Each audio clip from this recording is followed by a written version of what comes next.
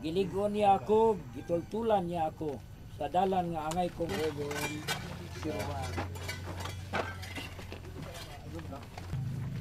Sir, anong yung records niya dadali sa registry of deeds? Lapitan niya, sir. Oo, yan ang lapitan niya. Yan, maski ulanin yan, kita pa rin yan, hindi nagpipate.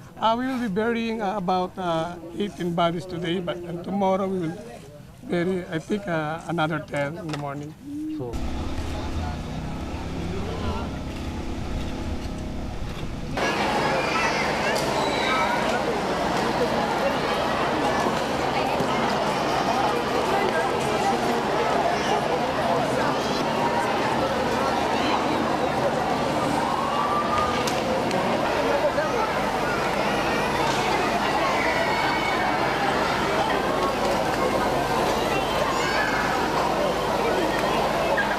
wala may problema din sir, abunda gid hinon gyud. Ang sako lang kini karon naobserbahan ako nga nagkakuan gid siya ba. So naamay mga Malaysian diri nga doctors. Ako po gini siya ipa-insist.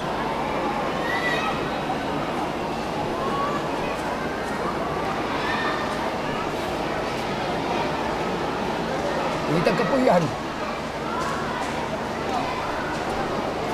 Bisa na lang yung kwarto nga matulgan.